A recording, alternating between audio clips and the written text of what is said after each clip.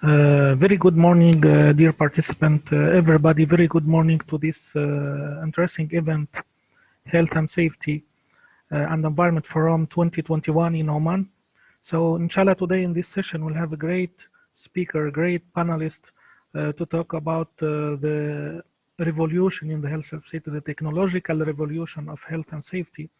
We live in a very exciting actually era, the corona and the COVID and all this health issue. So I think this is the best and the right time for that event to talk about health and safety and the technology, because the technology has helped a lot in fighting the corona and in fighting all the pandemics issues. So today I'm glad. My name is Dr. Walid. I'm the founder and president of the Tunisian Association for Future Foresight. We are looking to the future, and actually I am in Oman since many years. It's my pleasure to moderate this session. We have a great panelist with us, a great speaker. We have with us Ms. Yusra Al-Kindi. She's a senior behavior safety advisor in PDO, Petroleum Development Oman, and we have also with us Mr. Willem Neil, the General Manager of Health, Safety, Security, Environment in the port of Salalah. So I hope you enjoy the event. I hope you had a great session. So I will leave the floor to Ms. Yusra to take 5 minutes to present herself and her talk before we move to the second panelist and then the session, the panel session. Ms. Yusra, you have the floor, please. Yeah, thank you very much, Dr. Walid, for introducing me, and thank you for opening the session. Thank you for all the organizers for giving us this opportunity to be visible on this important event. So I'll be presenting a slide about our behavior-based safety system, which is called IHTIMAM, which is in-house built behavior-based safety system in PDO. So Bhumika, if you don't mind, can you please present the slide? Yeah, thank you very much. Okay, so let me introduce first PDO before I start speaking up about our behavior-based safety system. PDO is the leading exploration and production company in the Sultanate of Oman. We deliver the majority of the country's crude oil production as well as natural gas supply. And to give you just a picture about our workforce population, the number of employees in PDO is almost hitting 9,000 employees, besides 70,000 contractors. So safety in PDO is at #1 priority, and we have different HSE tools to enhance the safety performance of our PDO directorates at all the locations as well as the contractors community. So IHTIMAM, the word IHTIMAM itself, it means care in Arabic, and it is the PDO behavior-based safety system that was developed in-house. So the system was introduced first in 2017 as a pilot, and we chose 3 contractors companies to implement the system for them for 8 months. After 8 months, we did deep dive and we distribute a survey to the employees of those contractors, and we get the feedback, and we found the system is working very well in improving safety performance, in reducing the lost time injuries, as well as the high pause and recordable cases. So that's why we decided to replicate the implementation to all our PDO directors as well as the contractors community. So this is brief about our system, our behavior-based safety system, IHTIMAM. So what is different in IHTIMAM and why we moved from STOP to IHTIMAM? So before 2017, we were using STOP. STOP was a good system, but we were looking for some upgraded version of STOP. We were looking for some advanced system, so that's why we moved to IHTIMAM. IHTIMAM is a very lean system, very simple to use, not so many steps to report the observation, not so many steps to analyze, very simple to use system. It is a customized system, not a generic system, which means whenever we implement system to a contractor company, the contractor themselves, they will identify the behavior that will be listed in the card. So how they will identify those behaviors and the disciplines, they will go back to their incident list of the past 3 to 4 years, and they do analysis to their incidents, and they link those incidents to behaviors. So they focus on the behaviors which led to those incidents, and they identify the critical behaviors that they want to upload it in the system. It is a very focused system related to the risk and activities to each directorate related to the risk and activities of each department. So it's not a generic observation card. It is a customized and focused card on the areas that we need to improve and on the behaviors that we need to correct in order to prevent the incidents from happening. According to, and on regards, I mean, to our data analysis, well, the system has a very comprehensive data analysis system, and we gather all the data in the system. It's not only about observation and reporting observation in the system, it is farther than observation and giving feedback. It includes analyzing all those behaviors in the system, checking what are the area for improvement, checking what are the actions required to correct those behaviors. So by studying the behavior trend every 6 months, we do deep dive, we check how the system and how the critical behaviors identified in the system has helped to correct the unsafe behavior and to enforce the safe behavior and to encourage people continue practicing all the safe behaviors. Well, the system is aiming to improve the safety culture, and everybody in the organization should be involved in the system. So we are not directing the system just to the supervisors or to the leadership. The system will require engagement of all people in the organization, starting from top management to mid-management to the frontline employees. It includes office personnel as well as it covers those working in the interior at the field. So all those behaviors are captured in the system in order to prevent the incident and in order to improve the safety performance. So this is briefly about our behavior-based safety system, and I'll be happy to answer any question that will be raised to our BBS system. Back to you, Dr. Olid. Thank you very much. Thank you very much for this brief introduction of the IHTIMAM system. It reflects its name, IHTIMAM, caring. I will give the floor to Mr. William Nell, the General Manager of Health and Safety, Security and Environment in Port of Salalah, to present briefly about his topic. The floor is yours, Mr. William. Thank you, Doctor, and everybody. Thank you for the opportunity to talk about safety, because safety is close to heart. And my name is William Nell. I'm working for Port of Salalah. We are a joint venture with Maersk. I think all of you have heard about Maersk. It's a global shipping port operating company.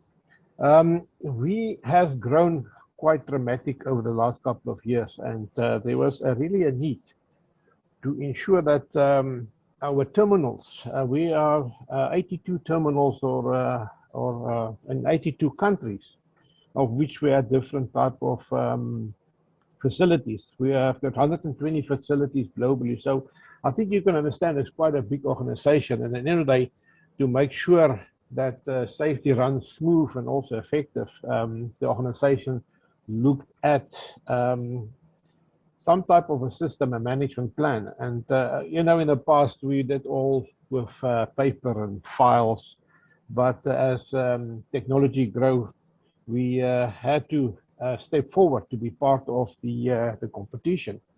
And so one of the big factors was to ensure that all facilities, the 120 facilities in the group, have the same type of tools to operate, and also the same type of tools to monitor safety when it comes to performance. Because we don't want to have a system that you don't compare apples with apples, so that was important. So we've got a system in the organization that's called leader-led as an application. And in the leader-led application is like a management system. So in this one, we got several sub-applications. The biggest one that we use is the Fatal 5. Now, I just want to tell you a little bit about Fatal 5, because our industry is heavy machinery and it's heavy equipment. So that's quite in a risky environment. So what we have done is, and there's also a partnership what we've done it with GP World, also a global shipping company. They don't operate the vessels where we operate vessels, but the thing is, we sat down and we actually looked at the historical history, which areas we actually experience the most severe incidents and accidents. So we identify 5 areas that we feel as an organization need to be top of our priorities. The first one is transportation, because the man-machine is always a problem. Man is much smaller and much more vulnerable when it comes to our industry. The other one is suspended loads. Of course, we move every moment. A lot of containers have been lifted and lowered by several type of equipment. The other one is, of course, then working height. People climb up and down equipment, they climb up and down containers, port vessels. And then the other one is also stored energy. And the last one is the control of contractors. So on this one, we actually capture a lot of information. It's a live document, it's a 24/7 operation that you can report your audits. You can also report your status. If an accident happened, you can actually record it in there. And then, of course, that go into a action log. And the action log is called the gizmo. The gizmo system is all linked together. So I can see what's happening in my neighboring terminal, let's for instance, in Rotterdam, see how they operate. We put all our safety risk assessments, way of work, SOPs, lessons learned in that application. So for the organization, it makes it much more easier that we have a bird's eye view what's happening on the ground, because we have found in the past, if we don't have a system like this, that we can actually interact. I will sit with the problem, and maybe my neighbor will also sit with the same problem, and the third person have the answer. So at the end of the day, let's make sure that we have a unified and also a good standard. Also, of course, nowadays with this COVID-19 is something that we learned very quickly last year, that we have to digitalize and also capture information to make sure that we have an effective system to control the COVID-19. And in this system also, we have several subsections. For instance, as to record people that's been positive, and also then track their progress from where they've been into quarantine, and then from there move into isolation. Also track people that has been in contact tracement. So I think at the end of the day, you can understand, for us as a big organization, and it comes to productivity and make sure our people are safe, our leader-led app, as that we call it here, it's something that we really had to use, and that is ensure that with the amount of people that we actually employ, and also our subcontractors, and also the people involved in our operations, to be controlled and also safe. So also our leader-led app, we don't just keep it for ourselves, we also share it with our subcontractors.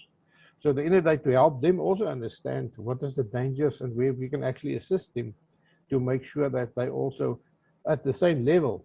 So that is in short. Of course, I can sit here and talk a lot about how we do it, but I think as I said previously, for a big organization, you must have a centralized, standardized digitalization system in place to make sure you fully control. And at the end of the day, this all is like a puzzle. Each bit and piece, you put them together, then they start to make a picture. And then based on that picture, you can analyze, and then you can start focusing on your main risks and where your focus areas to be.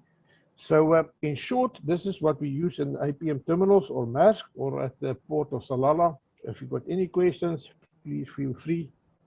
Thank you very much. Thank you, Willem, for this great talk. My name is Dr. Walid. I'm a futurist, I'm a technologist. I'm always looking to the future of technology and the future of challenges in several actually fields. And among this field, we talk about the health and safety field. So we live in the fourth industrial revolution, but before the industrial, we have the first industrial revolution, and then with the steam engine and so on, and then we have the second industrial revolution, which came with the electricity, and the third industrial revolution, where we have invented the computer network, and the digital era started in the third industrial revolution about 1969, in the year 1969. So in all this industrial revolution, we care about the health and safety, security, environment, because this is the care of a human. Now we live in the fourth industrial revolution. The fourth industrial revolution basically today started maybe in 2006 or something like this. We are in the down of the fourth industrial revolution, but also this industrial in this era comes with a lot of challenges, and we are living the biggest health challenge, which is Corona or COVID-19. A lot of challenges related to environment, global warming, the climate change, and all of these are challenges that are faced by human now. We have one planet, we don't have a planet B. But the good news that the fourth industrial revolution also came with a lot of technologies that can be used to tackle these challenges. So to mention just a few, we talk about Internet of Things, we talk about big data. So most of the organizations are digitized now. They are using data as mentioned by Ms. Yusra and Mr. Willem. We live in the digital firm age. We have also technology like the drone, the blockchain, green technology, a lot of 3D printing, to mention a few. Actually, in Esteshraf, our association, we studied more than 66 future technology and current technology that can be used to solve many challenges in different sectors. The most prominent technology, of course, which is the iceberg of all this technology, is the artificial intelligence. Because now artificial intelligence is the buzzword, but it's applied in all the sectors, and not only it's used in the health and safety sector. Now we talk about, and this is now my expertise. I have an IT background. I have a PhD in artificial intelligence. So I studied a little bit how artificial intelligence and its fields can be used in health and safety, and I found a lot of practical application, from computer vision to machine learning to deep learning to image recognition, and I have a lot of applications that are used. For example, we can use computer vision to detect if a person is wearing the health and safety equipment, the helmet and the shoes and so on, and the yellow jacket and so on. All of this issue, it can be detected automatically by artificial intelligence. We can artificial intelligence is used to fight against corona. All this drone or these cameras to detect if people they have high temperature or not. Artificial intelligence also, and not only computer vision, also can detect if people are applying social distancing or not. So a lot of technology, especially artificial intelligence, have been used into the health and safety sector.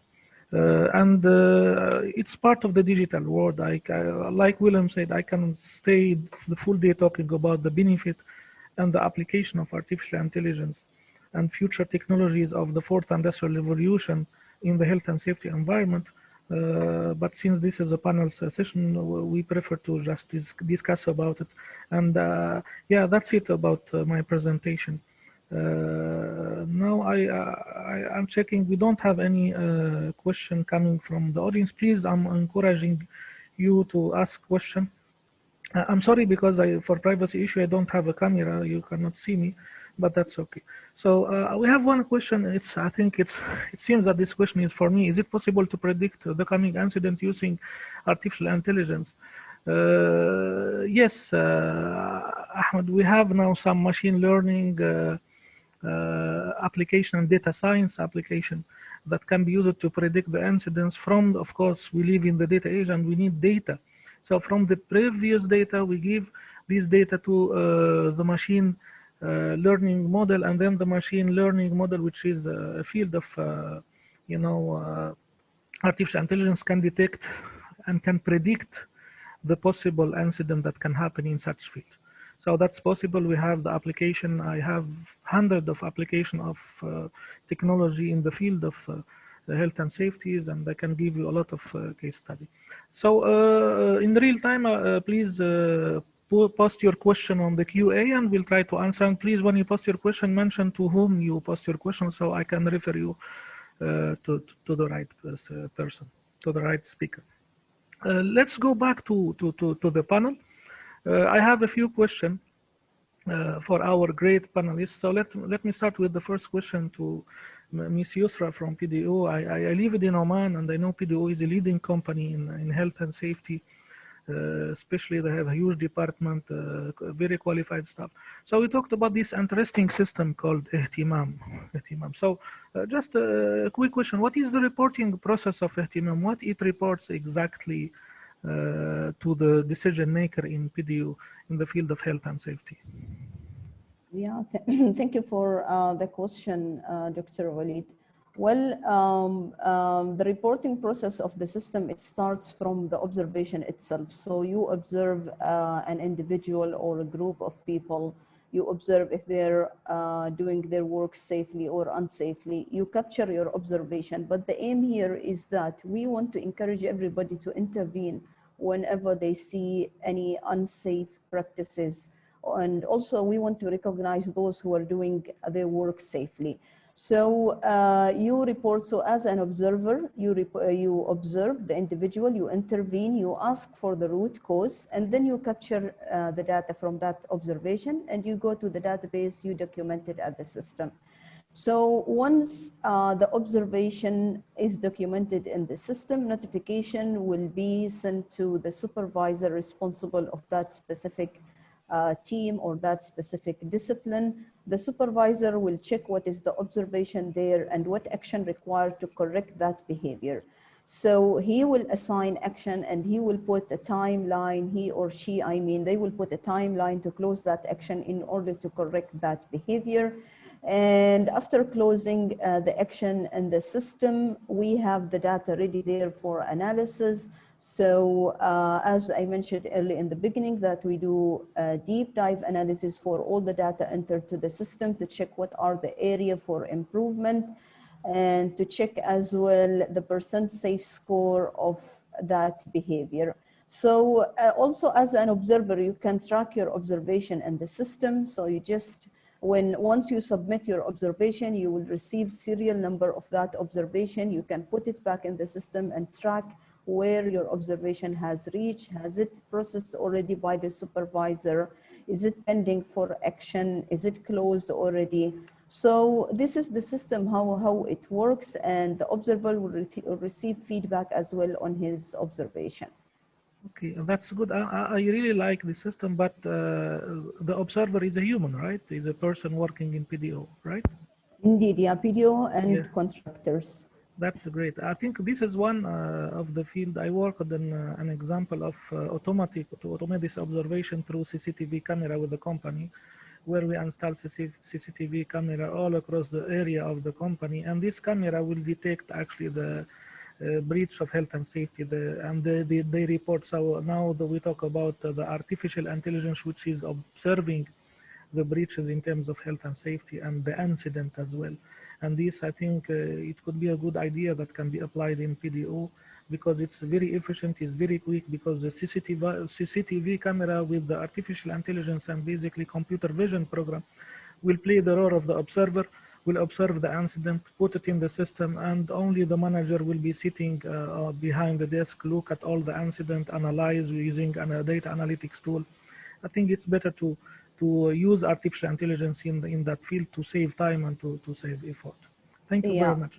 Yeah, for the artificial intelligence is in process now to be integrated with the IHTIMAM system, and it will be launched very soon, maybe beginning of 2022. That's good. So my question for Mr. Willan, we know when you digitize the process in your organization, you know, sometimes some people are resisting because facing this new system and new technology. So how you will ensure the total buy-in from the frontline management to use a digitized tool in your organization? Doctor, that's a very important and very good question. Because, you know, people resist change. So at the end of the day, the tool is only as good as the people that feed the tool. So it's like making a sausage. If you put bad meat into it, you get a bad sausage. So here it's a matter of you must get the buy-in from top management first. So top management must use the tool, and then they can demonstrate to frontline management that this is important. There must be a top-to-bottom approach. The second one is, of course, it's like something new. People are afraid to try new things. You must make sure the tool is such a way designed that it is user-friendly. And so what we have done is we actually put a leader-led tool on the application on your mobile phone. So everybody's got mobile and smartphones nowadays. So we make it fancy. And people like to use fancy things. So it's like, I mean, people, everybody use a digital telephone. So at the end of the day, it's about make it user-friendly, train people on these things, and also then encourage people to use it. The tool must also be accurate. So the information that's been captured must be accurate. So at the end of the day, people believe in the output of the tool. So it doesn't matter what application you put inside the tool. And of course, the other part here is that we actually give our frontline management KPIs. Well, frontline management is the people that's on the field. This is where the tire reaches the tar. That's the people in the front line that really play a vital role to make sure that people are safe. Now, us as senior management and executive management, we spend most of our time in the office. But of course, we also go out. But the people, our frontline is in the front there. They are where the action is. So these are people who really have to make sure that they use the tool. And also what we have done is we actually put KPIs for them. A weekly KPIs, each frontline manager or frontline supervisor must submit some observations and also some activities on the Leader Act tool. So based on that, we encourage people by KPIs. We award people. We've got like a award style system. So every week we actually gave like a recognition to the person that has done like not the most, but also the more effective observations and use the tool effectively. And of course, at the end of the day, we must show your frontline what our achievement, what is our goal with this. So at the end of the day, we gave them a map. So at the end of the day, we put all this information together. As I said last time, it's like a puzzle, bits and pieces.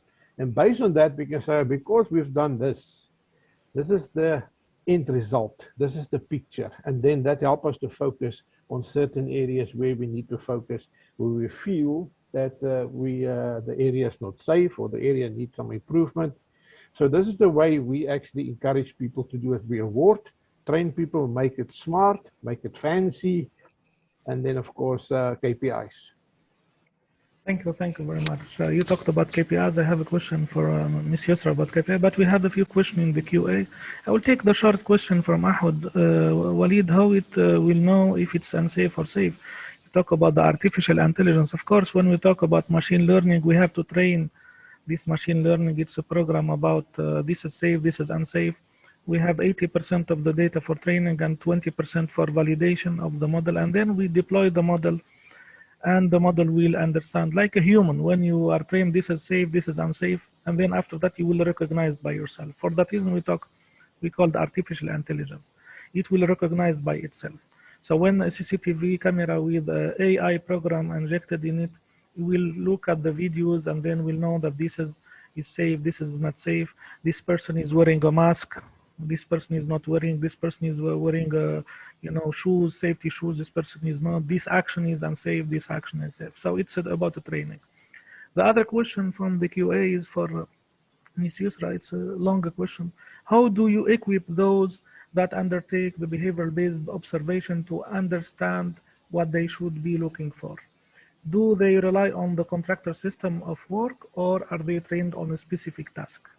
Yeah, good question. Thank you very much. So the answer for that, once it relies on the activities that contractor is conducting for PDO. So every contractor will have their own observation card, own disciplines related to their risk and activities. So it's not a generic observation card. So for example, if this contractor is conducting some drilling activities for PDO, then they will have those behaviors uploaded in the system under drilling activities. If they conduct, for example, driving or transportation, they will have a discipline of driving. Same for mechanical, for lifting, for line of fire. So each and every company, they will customize their card according to their risk and activities, and they will decide what are the areas they want to focus on. So not necessarily they include all their activities, but they include only the areas in which they feel that they need to correct the behaviors of their employees to prevent the incidents from happening. So hope this answers your question.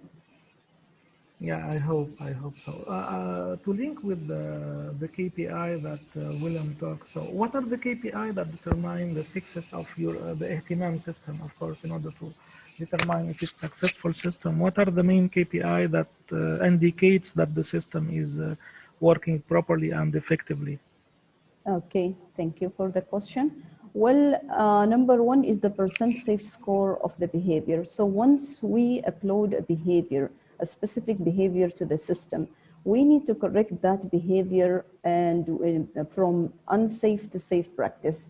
So we need to maintain or to sustain the percent safe score at 90%. So whatever behavior will be uploaded in the system, it will not be stagnant there forever. We will be reviewing the data every 6 months, and we will replace the behavior if it is sustained above 90%.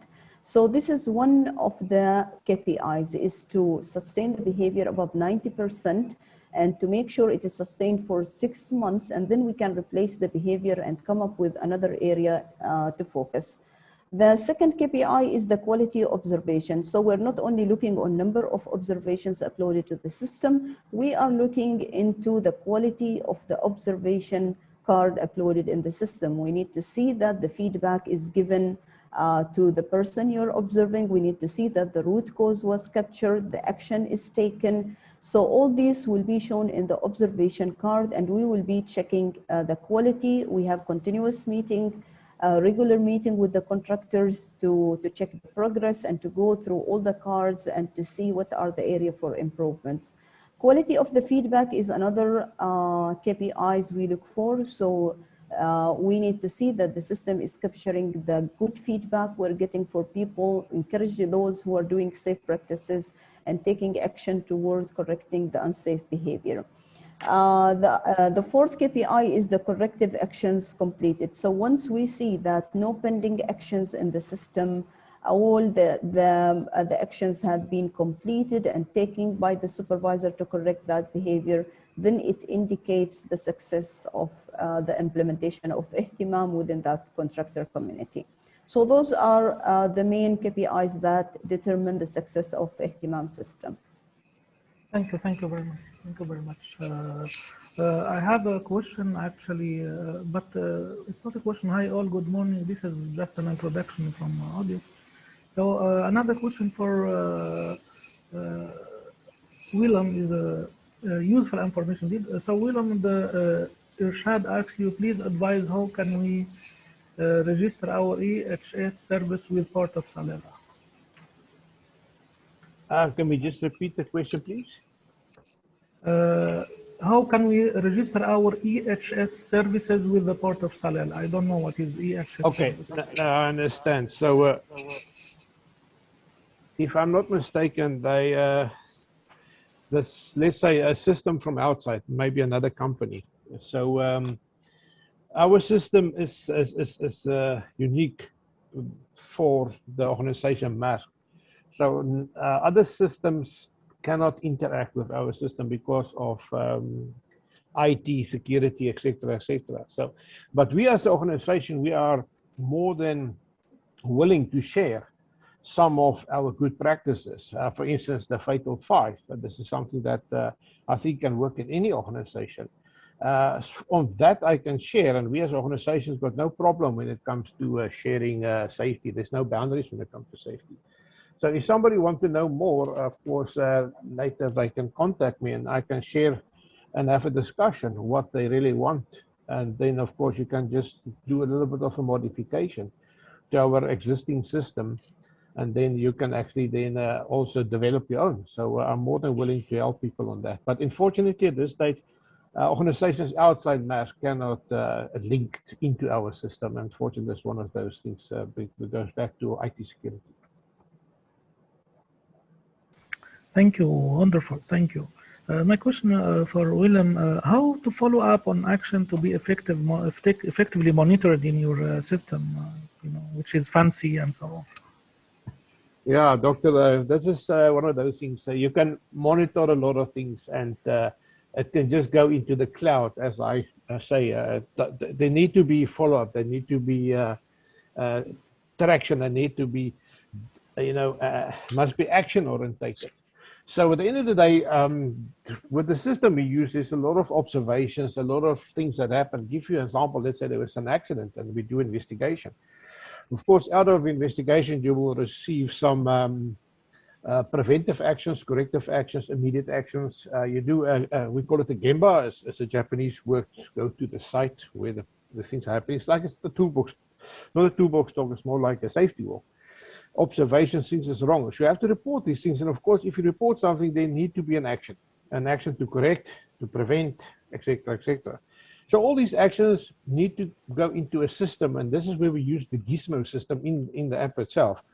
It actually categorizes the type of actions where they belong, and go back to the Fatal Five. There's anything to do with transportation action, go into the transportation number one of the Fatal Five. There's anything that an action that is related to stored energy, that go to the stored energy. So again, the system break it up in nice areas. So for this, you must have a designated person that monitor these actions. Now, of course, we as human beings, we are relatively lazy.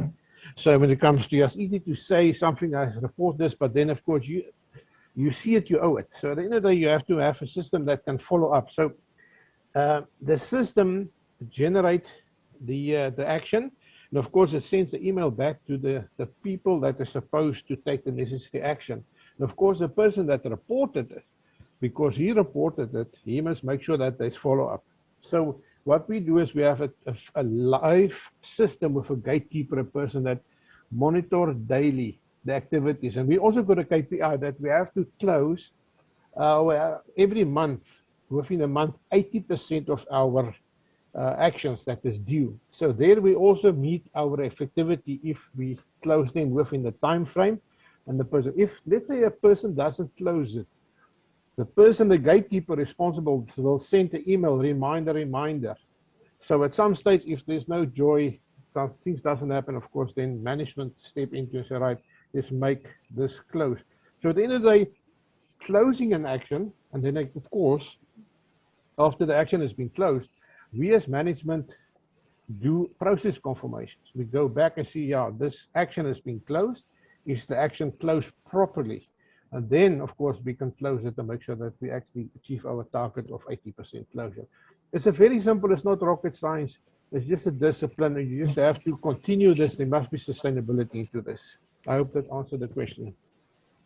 Yes, thank you very much. I understand your answer, but I hope the person who asked the question got the right answer.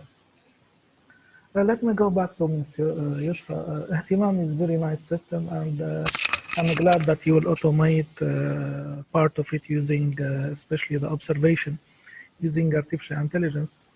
But the current situation, the current status of IHTIMAM system, does it really work on improving the safety performance? So how can you evaluate the system?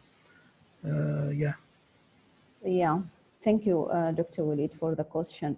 Well, after 6 months after post the implementation, as I told you, we do deep dive in the system and we check if there is any incidents reported for that contractor. So we relate the incident to the behaviors that are identified in the system for that specific contractor.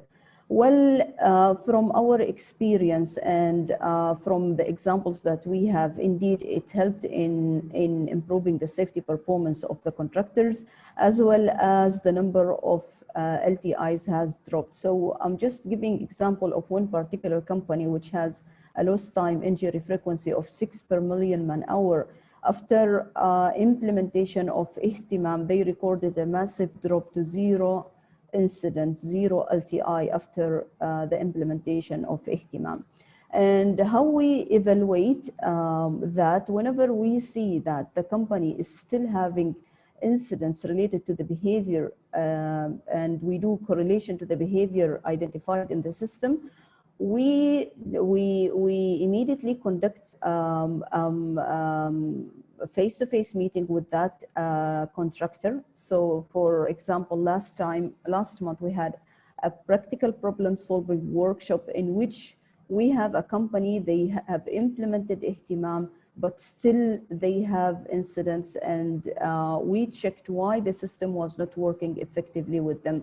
Well, after that workshop and after a very long discussion with the contractor, we came up like, for example, lack of management commitment, so lack of leadership commitment. So the leader is not that much focusing and putting focus on the BBS system.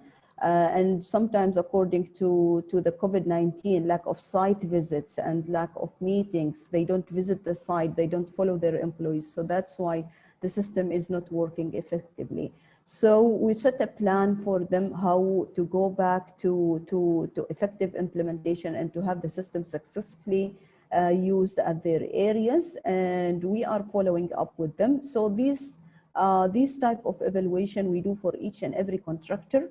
Whenever we see that the system is not effective, we need to check what are the areas that we need to correct, what we need to improve in order to bring them back at line, in order to have the system working in reducing the number of incidents and in correcting the behavior of people. And the system is not only focusing on unsafe behavior, even safe behaviors are also reported in the system. So those people or those employees who are doing their work safely and they know how to practice all the safe tasks, they should be recognized, appreciated, and we should encourage them to continue doing the good work. So I hope this answered your question, Dr. Walid. Yeah, thank you. We have a question from anonymous attendee. What are the improvements our IHTIMAM have added comparing to previous behavior-based safety programs? Okay, very good question. Thank you very much. So as I mentioned that from 1998 to 2017, we were using stop licensing for stop from Dew Point, and then in 2017, we moved to IHTIMAM. So what is the difference between IHTIMAM and stop? Well, stop was focusing only on field staff, but IHTIMAM is also extended to people who are working in the offices. In stop, we didn't have any tracking action. We don't have a comprehensive database, but in IHTIMAM, we have a very advanced comprehensive database in which you can report your observation. The supervisor can take action. You can check if the action is taking or not. We can analyze the data and have everything ready there at the system. As well as the training, now in IHTIMAM, we are providing different types of training. So we provide training to the leaders, we provide training to the site crew. We also certify trainers to conduct the site crew training at their site. And as well as we found that the previous system was focusing on the quantity over quality, but in IHTIMAM, we have 4 leading KPIs, and we are not listing the number of observation cards reported to the system as one of our KPIs. We are looking on the % safe score of the behavior. So our aim is to correct the behavior of people. So those are some of the reasons why we moved and what is the difference between IHTIMAM and the previous system, as well as it is a cost-effective system. So it helped a lot in in the previous system, PDO were paying annually for the license. Now it is in-house system, built in-house. We don't require any authority to improve or to enhance the system. Whatever feedback we get from the system users, we work on improving the system, changing the behavior and the data uploaded in the system, because it is a system built in-house. So this is the answer. I hope I answered the question. There's another question, I think. Yes, that's another question for you as well. If there is no report of any incident, is there a process in place such as visit on site to evaluate the effectiveness of IHTIMAM? Because he mentioned, Ahmed, that sometimes no reporting doesn't mean everything is good. Yeah, very good question again. Well, yeah, we should do a site visit regularly to check if, and we engage with the users and the line employees using the system to see if the system is working well for them. But the most important thing here, we can check the effectiveness of the system from the % safe score of the behavior itself. We need to check how many observation has been reported to that specific behavior under the safe category and how many has been reported under the unsafe category. So we need to sustain the percent safe score to each behavior, each and every behavior uploaded at the system. After 6 months of the implementation, it has to reach 90%. So if that didn't happen and the percent safe score didn't reach 90%, then we need to go back to the contractor and to check the actions taken to correct that behavior by the supervisors themselves. Maybe the actions taken to correct the behavior was not really proper or was not really taken, or maybe they have some pending actions in the system. That's why the percent safe score was not maintained above 90%. So this is one of our KPIs that determine the success of the system, that we need to see people reporting safe observation toward that specific behavior.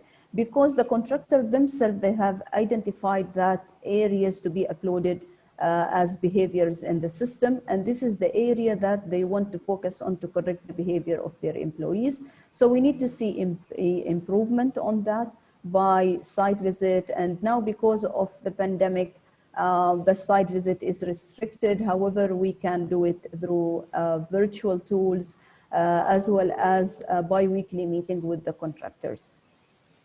That's great. This is the benefit of such system, remote visit and so on, so to reduce the impact of COVID on our. Thank you very much for your answer. My next question is for Willem. It's again about your digital tool that you have presented. I'm really interested in this digital tool. So my question, will the implementation of the digital tool will create loss of real-time feeling or real-time contact between persons? Because we know that the digital tools reduce the human impact on any business. So what do you think about this? Yes, Doctor, sometimes the tool can actually put us in a so-called comfort zone.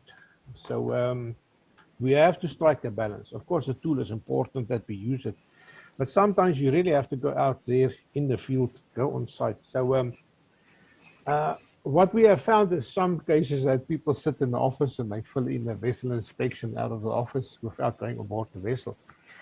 So what we've done is, at the end of the day, we actually create the tool in such a way that you have to take pictures.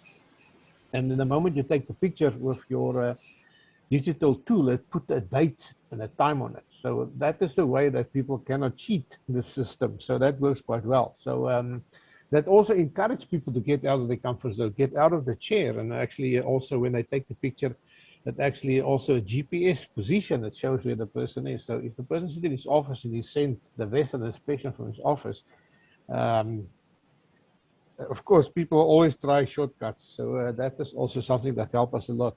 So we encourage people to get out. Another way we actually encourage people not to over-independent on the tool is that we go out on, as I mentioned earlier, the name Gemba. And this is to go out in a team. So it's also part of your KPIs that you as a leader must take one or two of your people that report to you, or some other department people, and then you go on as a team and do a combined Gemba. So there again, you cannot take the shortcuts. So there are ways and means of doing this, and it just became self-discipline. But yet again, the message comes straight from the top. Our CEO, he actually also have his own personal KPIs to go out with people. So if senior management and executive management is visible in the site, on the vessels, where the tire is the tar, and where things happening, that also encourage people. So what we have found so far is that people feel proud to use the tool. But then again, as I said, we mustn't too independent on the tool. You must strike a balance.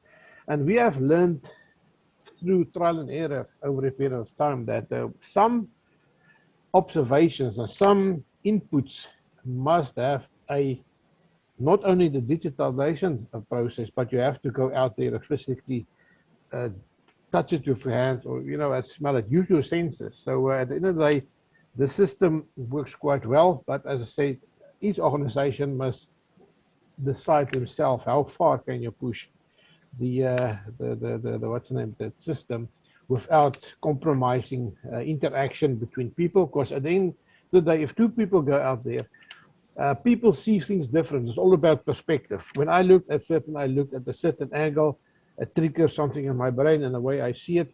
A person standing opposite me looking at the same thing, he sees something different. So at the end of the day, we also promote the 360 thought about how do we see it and perceptions. So it's quite an interesting thing, but you must be cautious. You can't actually get over independent and only rely on the system, and then actually start to cut out the interaction. And there again, as I mentioned, the system must be smart. Take a time, GPS, so you cannot cheat the system. I think that answered the question. Any other questions? Yeah. Yes, thank you very much. I have, we don't have a QA question from the audience, but I have one question for both of you. How do you feel the health and safety as expert? You are expert in the health and safety. What is the new normal after Corona? What is the future of health and safety field after Corona? So this is the question always asked. I speak in many events. So what is the new normal? And it's for both of you. Ladies first. Yeah, go ahead, Ms. Yusra. Yeah, so Dr. Walid, you mean by the question is after the pandemic hit us? Yes, after the pandemic, Corona will go away soon or late. So how do you feel the health and safety, the face of health and safety field sector after Corona? Is it, I make my question easy, will it be fully automated? Will it be, human interaction with machines, with the programs? Will be back to the previous, face-to-face communication and so on? So how do you feel the future of health and safety practice after Corona? Yeah, so if I focus on the training that, well, in order for employees or contractors to use the system, to use IHTIMAM system, we conduct training. So we need to cover all employees at that contractors. They have to attend the training. They have to know how to use the system. Indeed, after the pandemic hit us, we faced some challenges in conducting those training to employees, and it has affected the progress of the implementation of the system in new contractors. However, we did our best to shift all our trainings to virtual tools, and we found it is working very well. And we progressed in the implementation for the other contractors in 2021. So the implementation has not disturbed because we were not able to do face-to-face training. All the training are conducting virtually. Launching of the system is virtually. So indeed, I feel like in the future, even after Corona, after the God blessed us with Corona to disappear from our life, then we can continue using the digital tools to implement the system and to follow up the progress on IHTIMAM system. So we may create some additional applications. Maybe we may do some enhancements to the system, and we are working on that already. That's good, thanks. What about you, Willem? Yeah, I think Corona has changed our lives, and I think also that we realized that the way we did business in the past is something of the past. I mean, we concentrate a lot about working at home nowadays, and of course we start to utilize VPNs, our computer systems, etc., etc. We also make use quite a lot of cameras, and we rely a lot on these ones. So for sure, at the end of the day, our approach to safety, we've learned something new. And of course, at the end of the day, we start using these tools to our advantage. Thinking of visual meetings. In the past, we had a meeting in the boardroom, and we all have to go to the boardroom. That takes 15 minutes, get there, and people talk. You need to get people settled in, and then the meeting starts, and then 15 minutes back after the meeting. So that's half an hour a day. Let's say you have 2 meetings. So it's 1 hour a day that you waste on traveling from your office to the boardroom or wherever you need to be. So I think at the end of the day, when it comes to more effective, when it comes to time management, the virtual tools that we use nowadays help a lot. But again, as I said, the issue here is we mustn't get over dependent on this new tool. We must make sure there's a good balance. And I'm sure if you do a proper assessment of your environment when it comes to safety, some things you just cannot just do and cover with your digitalization applications and tools. So you have to make assessment and then decide which one will work better for you. For sure, as I said, COVID have changed the way we think. I think COVID also helped us a lot to think in a different direction when it comes to safety. Something I just want to add here is that I think after COVID, when it goes to health, because when you talk about health, safety, environment, health have changed quite a lot. In the past, health was not very in the upfront. It was, yeah, there's health. We most probably, at that stage, we concentrate quite a lot on safety. I think the majority of our time was spent on the safety part, not so much on health. But now with COVID, it has teach us a lot about looking after our individuals. And we actually realize what is the importance of the health of our workers. Because without the workers, I mean, an organization cannot function. So I think at this stage is the fact that COVID changed the way we look at HSE and more focus on the health is something that will also benefit us in the future to make sure that the living conditions, the health of the individuals, hygiene, our canteens where people get their food, and also we take a look at what's named at the sanitizing, cleaner hygiene. So I think this is something that really, for me, stands out at this stage. That I really, I will not say I'm happy about this, but at the end of the day, it moves the focus more towards the individual, the person.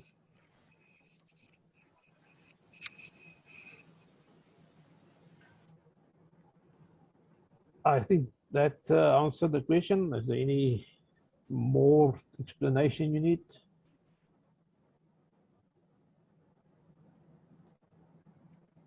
Doctor, I think you are mute.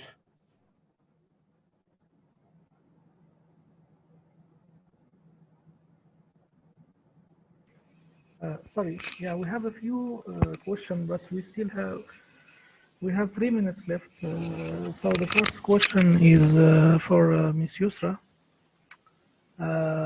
Any focused audit initiative enforced to measure the process of IHTIMAM system compliance by the interest parties? Yeah, well, we do.